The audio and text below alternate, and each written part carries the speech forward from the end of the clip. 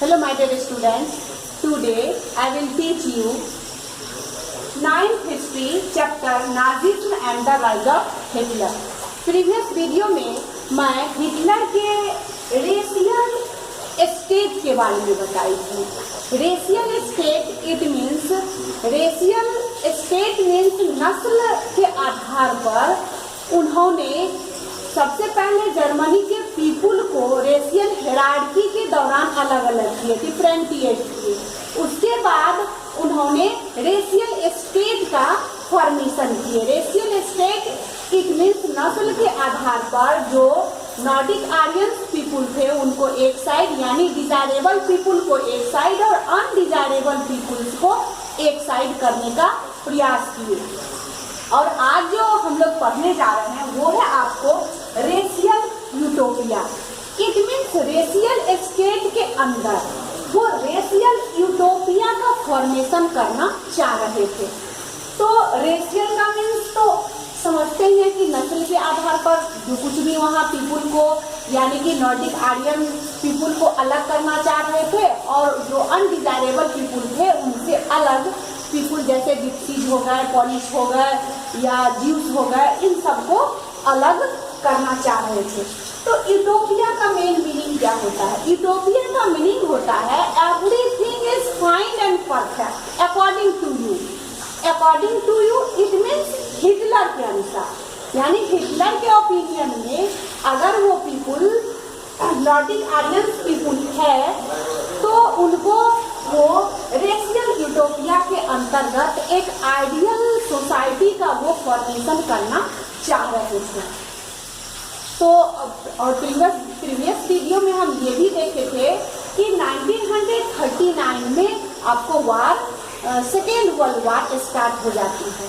तो it means जो people undesirable थे उसके लिए वो गेटोज बना दिए थे और गेटोज बनाने के बाद उन्होंने लेवेनसरम की थ्योरी को अपनाए थे। लेवेनसरम की थ्योरी क्या है? लेवेनसरम की थ्योरी है लिविंग स्टेट, यानी कि दूसरे कंट्री पर वो अटैक करके उसके लैंड को वो ऑक्युपाई कर लेते थे और लैंड ऑक्युपाई करने के बाद जो डिजायरेबल पीपुल थे उनको एक साइड कर देते थे और अनडिजायरेबल पीपुल को एक साइड कर देते थे।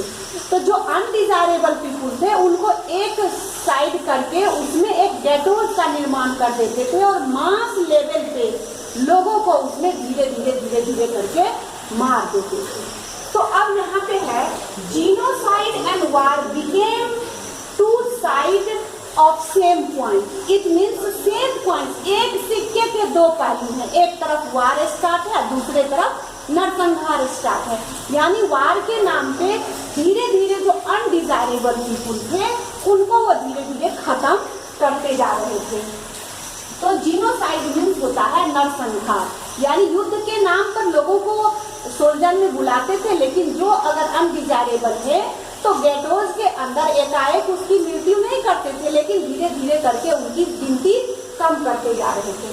तो कहा गया कि genocide and the war became the two sides of same point, यानी एक सिक्के के दो पहलू हैं। या तो लोग युद्ध में मरे या आपको जीनोसाइड नरसंहार से मरे।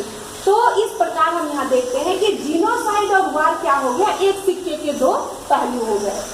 अब इसमें है killing of people under the shadows of war, और इस युद्ध के नाम पर लोगों को ये लग रहा था कि अभी तो जर्मनी में युद्ध फैली हुई है, तो उस नाम पे धीरे धीरे जो अनडिजायरेबल पीपुल थे उनको धीरे धीरे वो लोग खत्म करते जा रहे थे। इसके बाद हम देखे थे कि वो लोग पोलैंड पर आक्रमण किए तब 1939 को, यानी कि सितंबर 1930 को वो लोग पोलैंड पर आक्रमण करके उनके एरिया को ऑक्युपाई कर लेते हैं। इनमें उनको लगाए थे वो लेवेनसरम की थ्योरी, यानी जितने ज्यादा लैंड को हम अपने जर्मनी में मिलाते जाएंगे हमारे इकोनॉमिकल क्राइसिस उतनी ही कम होती जाएगी। अब इसमें है settlement of ethnic German brought in for occupied Europe. अब इसमें क्या है कि वो लेवेनसरम की थ्योरी के अनुसार राइनलैंड को भी मिला लिए थे, यानी कि पोलैंड को भी अपने भाग में मिला लिए थे, सुडेनलैंड को भी मिला लिए थे। तो इस प्रकार इन सारे लोगों को, यानी कि उन सारे लोगों को कहीं तो उस भाग में उनको जो डिजायरेबल है या अनडिजायरेबल है, कहीं तो किसी पार्ट में उनको रखना है। तो ये सारे जो इथनिक जर्मन पीपुल हैं, इन सारे पीपुल्स को पोलैंड को दो भागों में बांट दिए थे। जैसे कि आप मैप में जहां आप देखेंगे, जैसे कि ये आपको जर्मनी है और इस साइड आपको पोलैंड है। तो पोलैंड और इस साइड आपको यहाँ पे रसिया। अब यहाँ पे हम देखेंगे कि ये जर्मनी का जो भाग है और ये आपको पोलैंड है। तो पोलैंड को दो भागों में तोड़ दिए थे। तो पोलैंड में एक मतलब वेस्ट और एक ईस्ट। तो वेस्ट भाग में क्या किए थे, ये डिजायरेबल पीपुल को रख दिए थे, और इधर जो ईस्ट पार्ट का जो भाग था उसमें वो लोग अनडिजायरेबल पीपुल को रख दिए थे। क्योंकि उधर से अब मान लीजिए कि किन्हीं का घर बार मान लीजिए इस साइड में बसा हुआ है, यहाँ पर अगर उनको उठ के इस ईस्ट साइड में आना पड़ेगा तो उनके लिए तो काफी दिक्कत होगी। लेकिन वो तो हिटलर के नज़र में अनडिजायरेबल थे। तो ये अपने घर बार, बिजनेस या जो कुछ भी है सब चीज को छोड़ के ये चले आए पोलैंड के ईस्ट पार्ट में, और यहाँ पे गेटोज का निर्माण किए हुए थे। यानी कि उनको तो मारना है ही, लेकिन धीरे धीरे करके मारना है। तो इस गेटोज में, यानी कि इस गेटोज का नाम है स्पेशल डिमार्केट एरिया। तो इस स्पेशल डिमार्केट एरिया में उनको रखा गया और वहां से धीरे धीरे उनकी संख्या को कम कर दी जाती थी। अब इस पार्ट में वही इथनिक जर्मन वाले जो लोग थे, इन सबको डिजायरेबल पीपुल थे, उनको इस भाग में रखना शुरू किए।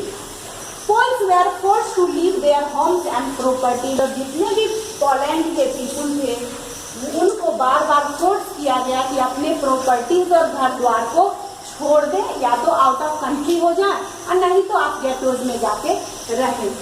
दे were moved in other part called the German government. अब जो गेटोज का जो वहाँ निर्माण किया गया था पोलैंड के आपको ईस्ट पार्ट में, तो इनका जो कंट्रोल एंड कोऑर्डिनेशन का काम जो होता था, ये कंट्रोल एंड कोऑर्डिनेशन आपको जनरल गवर्नमेंट करती थी। तो जनरल गवर्नमेंट यानी कि इसको धीरे धीरे कंपेल करते थे यहाँ से भागने के लिए, नहीं तो इनको गैस चैम्बर के अंदर डाल करके एक मास लेवल पर इनकी मृत्यु कर दी जाती थी। तो इनका जो कंट्रोल एंड कोऑर्डिनेशन होता था वो आपको जनरल गवर्नमेंट के अंदर होती थी।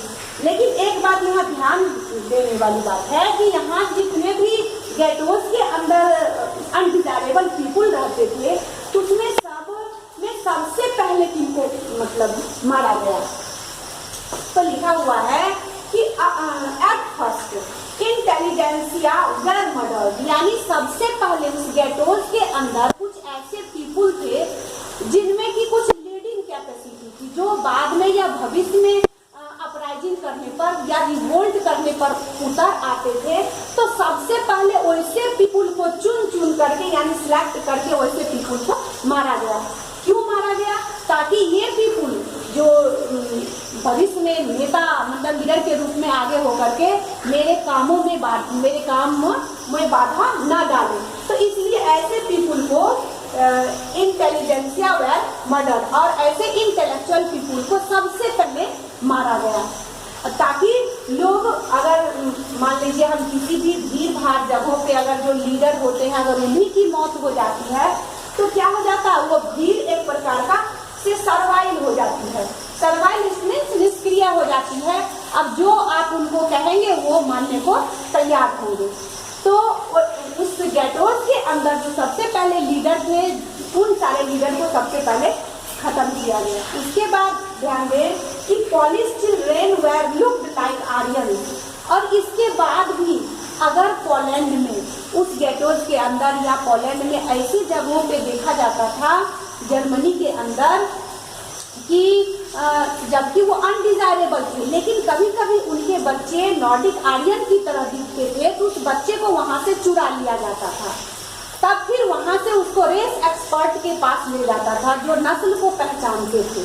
अब वो कहते थे कि हाँ ये बच्चा आपको नॉर्डिक आर्यंस का है, तो उस बच्चे को ले करके फिर जर्मनी में जो डिजायरेबल उनके लिए जो डिजायरेबल पीपुल थे उनको इस बच्चे को डोनेट कर दी जाती थी और वो बच्चे वो लोग कोई फैमिली उनको पाल लेते थे। अगर उस बच्चे को चुराने के बाद अगर रेस एक्सपर्ट ये कहते थे कि अगर ये बच्चा नॉर्डिक आर्यंस का नहीं है, यानी कि नॉर्डिक रेस का ये बच्चा नहीं है, तो फिर उस बच्चे को ऐसे ऑर्फेनेज में डाल दिया जाता था जहाँ की धीरे धीरे बच्चा 2-4 10 दिन महीना दिन में वो बच्चा स्वयं ही मर जाता था, क्योंकि वहाँ पर कोई फैसिलिटी बच्चे को रखने की कोई फैसिलिटी नहीं दी जाती थी।